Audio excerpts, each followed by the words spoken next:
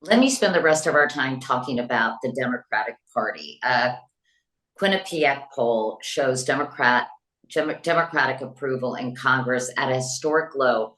Only 21% of voters approving. Republican approval has reached a record high of 40%. Wow. How do you make sense of those numbers? Do you think the polling is lagging? Do you think we're going to see those poll numbers changing? And this must be some serious cause for concern for you. Well, I certainly think that we're going to continue to see those public sentiments change. When you look at that particular poll, the reason why Republicans in Congress are at 40% are not because of Democrats or swing voters or independents. It's because the Republican base has basically concluded we like the fact that you are just following Donald Trump's orders. And by the way, the orders that are being given to you by Elon Musk. That's the reality. Republican voters like what they're seeing in terms of just facilitating every single thing that Donald Trump is doing, even when it's extreme and hurting the American people, not uttering a word of criticism. But what is interesting is that there have also been a series of polls, we're talking about polling at this point, that when you ask the American people, would you prefer Democrats in charge of the House to serve as a check and balance, or Republicans to continue to blindly support the Trump agenda, that in poll after poll after poll, the American people have actually said, we want House Democrats in charge. In fact, the Washington Post just released a poll about a week or so ago that had the Democrats in the so-called generic ballot. Who would you prefer, a Democrat in control of the House or a Republican? Had us up by 13 points. This is a Washington Post poll that just came out. The American people want us to fight, push back against the extremism, and serve as a check and balance in the Congress. That was the highest generic ballot number that we as Democrats have had in the House since October of 2018. And we know what happened in November of 2018. We won 40 seats. It's a snapshot in time, all of these polls. The reality is, listen, the American people are understandably concerned, frustrated, angry, pissed off at what they're seeing, and are demanding that all of us do more. And we have to rise to the occasion.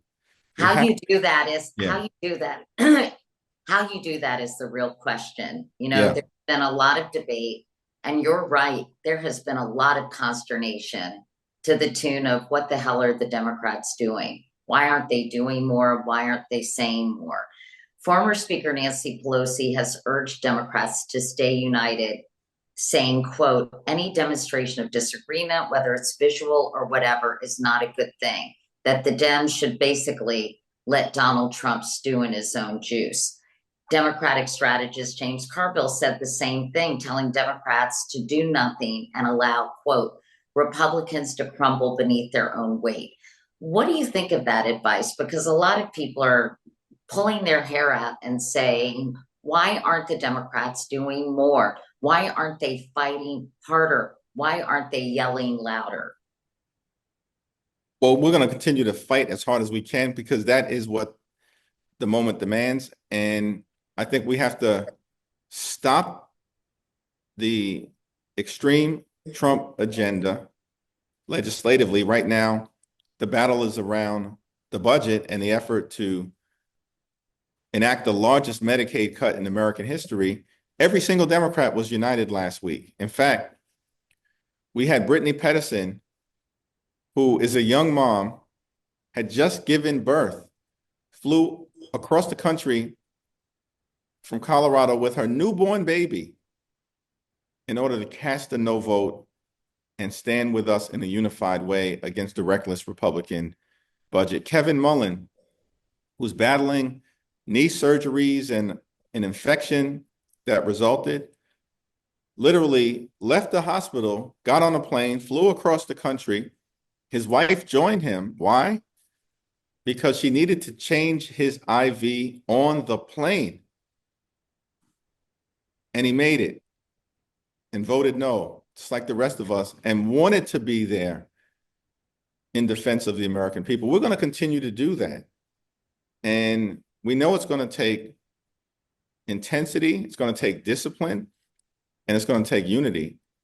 And this is not a one-day project or a one-week project or a one-month project. It's an ongoing project. And we're going to be there for the American people. And we are going to get through this and win for the American people. Do you think the Democratic Party has become too progressive, as a lot of people have said? I know you're a moderate. What's your take on that? I think it's important for us to be the party of common sense solutions That's and what getting Donald things Trump done. says. He's the common sense president. It's He very claims to be, well, confusing. we all know, Katie, when Donald Trump says one thing, he means the opposite. And so I actually take it as a compliment that he's acknowledging that we as Democrats are actually the common sense party, which is why he's trying to take the frame, from us. And we just have to solve problems for the American people while pushing back against the extremism with every single thing that we have to I meet don't, I don't this mean to moment. beat a dead horse, or in this case, beat a dead donkey, maybe, but I mean, how are you going to do that? How fractured is the party? It seems like everybody has an opinion about how you respond, and some have criticized your leadership and saying, you're not aggressive enough. This kinder, gentler approach is not what this moment calls for. We need more of a firebrand, they say. Yeah, criticism comes with the territory, but and that is what it is. And listen, I'm from Brooklyn. And so we have active, fierce debates, and that's just the reality of the situation. When you're in the arena, you got to be in the arena. But what is clear is we have to bring everyone together because we all have a common objective. And again, I think, the question is, are Democrats standing up for the American people in terms of the legislative battle? Certainly we are. That's what last week proved around the budget. That's what the continued budget battle will show. Are we winning in court or are we losing in court? We're winning in court, including in the first Supreme Court case to reach that body. 7 justices voted with the American people. Only 2 voted with the Trump administration, Thomas and Alito. No surprise there. They're never going to do the right thing for the American people. 7 did. And in court after court after court, we're winning. And as it relates to these public arguments, again, Donald Trump's public approval ratings are going in the wrong direction. That will weaken his ability to jam his agenda down the throats of the American people. And we're just going to have to keep it up. As you pointed out, Katie, we're not even halfway through the first 100 days. And it feels like much longer than that, but we have to lean in and draw upon the spirit and the inspiration of the greats like John Lewis and others who we served with here in the Congress to get America through this moment and come out stronger on the other side. Do you think in some ways it'll be too late? Heather Cox Richardson, who I interviewed, and Lawrence Tribe, who I'm sure you know, Hakeem, basically said by the time the courts step in, so many institutions and organizations and agencies, et cetera, will be dismantled. How are you going to put Humpty Dumpty back together again, essentially? The damage will have been done. Well, one of the things that will be important is to block them as much as we can legislatively, because these administrative actions, one, of course, they're being stopped, halted temporarily in the courts. That's an ongoing struggle. But Donald Trump and the Republicans haven't been able to pass a single bill that actually cements the Project 2025 agenda. Not one, because of strong opposition in defense of the American people that's coming from the Democratic side. Not a single bill to permanently change the landscape of America. And we're going to have to maintain that significant and enlightened opposition in order to prevent things that they're trying to do from ever being signed into law. But the reality is, unlike what has happened under other presidencies, where whether it's a Democratic president or Republican president, they've moved quickly in the first 100 days to get laws passed because they know that that's the only way to permanently change things. This president has been unable to do so. In fact, he has said to Republicans, give me some legislative wins. We don't have any. But he's kind of bypassing Congress to do all this stuff. It's like he doesn't need Congress. And if Congress has the power of the purse, I don't know. It's just he's leapfrogging over you guys, He's basically. trying to, which is why he's been sued over 100 different times. And he's losing in court. We have to hold the line. And we've got great lawyers in the Congress like Jamie Raskin and Joe Neguse and others, Jasmine Crockett, who are all working on these issues in connection to our Rapid Response Task Force and Litigation Working Group. And I've charged them all.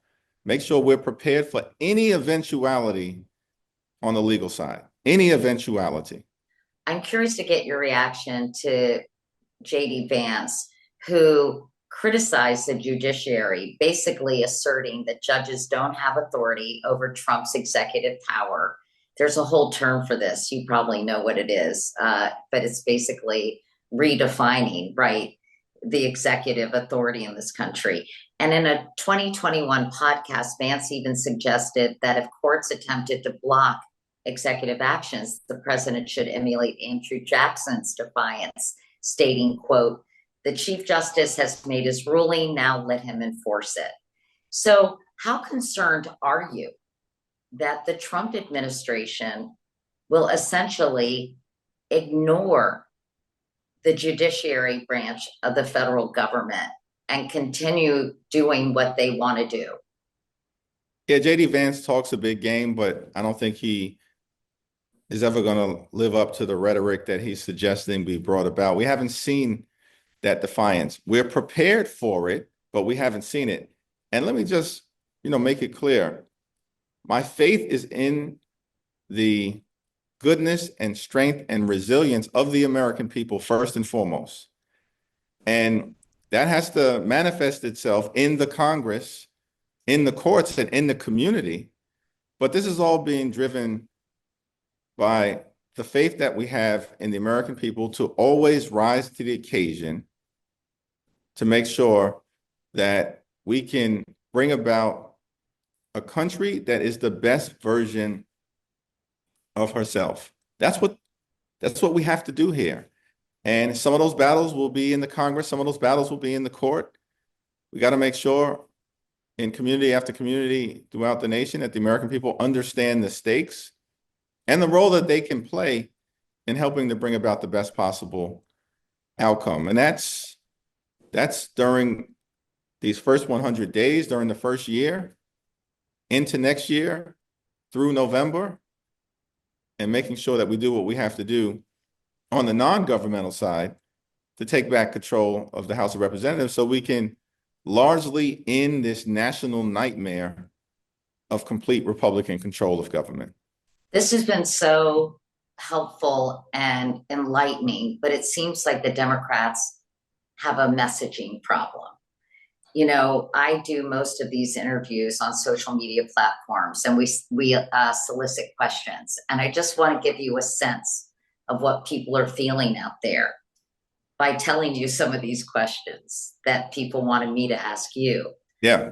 What are the Democrats doing to counteract the attack on our democracy? Why are the Democrats being so silent? It's disheartening. Where are the Democratic leaders? We need a drastic change to the Democratic Party moving forward. What do you propose? Why aren't Democrats being more aggressive and unified in speaking out against Trump and Elon Musk? Why aren't Democrats sharing a cohesive plan with supporters this far into Trump's terms? What are the Democrats' plan to counter another 4 years of the Trump administration and Project 2025? You get my drift, Hakeem. This is what people want to know. So clearly, there is a disconnect in what you all are doing to fight everything that's going on and what the people in this country feel and know and understand what you are doing. How are you going to bridge that divide? Because honestly, we got so many questions like these. Every time I travel the country, and I'm all across the country, I run into everyday Americans, of course, who express similar concerns. Many, of course, talk to me about healthcare, about the economy, about housing, about, how they can make ends meet. And that remains the predominant issue. There are many, of course, who are otherwise concerned about the attack on the American way of life, the attack on our democracy. One of the things I think is very important to understand, it's called the bully pulpit for a reason. And this is a bully who's occupying it right now, who spends all of his time trying to communicate often disinformation to the American people. And the media is at his beck and call. And that is what is creating a lot of frustration, understandably, to the American people. Every president has the ability to wield the bully pulpit in a dominant way. This president spends all of his time doing it. And so it's going to require, I think, the power of amplification. And I've urged everyone, starting with the districts that we represent and then building up from there, because there are 215 of us all across the country on the ground, holding town hall meetings or events or days of action or telephone town hall meetings where we've gotten explosive participation, thousands of people joining us each and every time we hold them. And we've got to sustain that intensity because it will continue to build upon itself without the ability of any one individual at this moment in time to have the bully pulpit that Donald Trump has.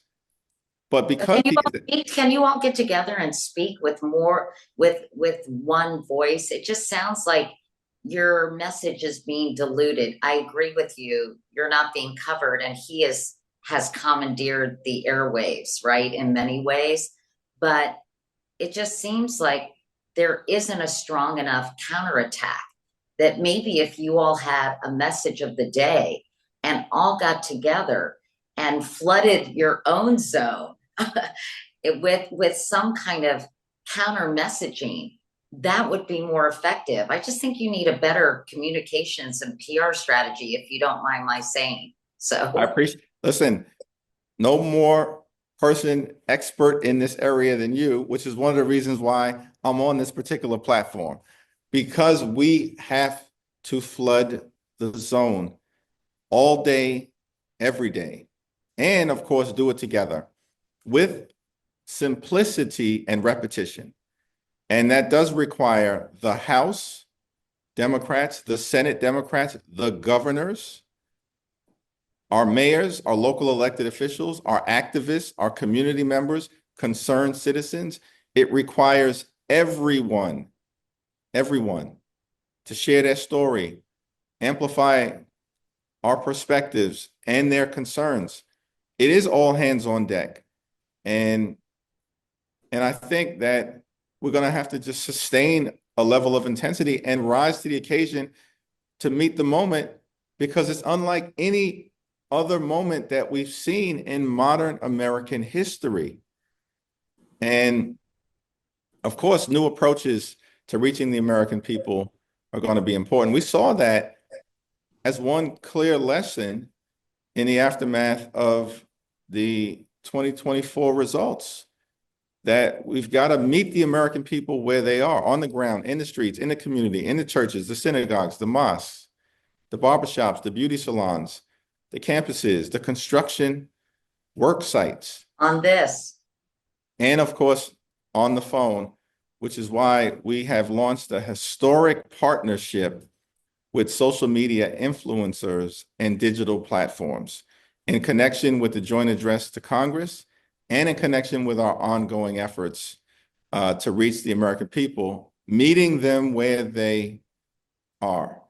And again, I think from the standpoint of how the American people are viewing the president, either his approval rating is going up, it's staying the same, or it's going down.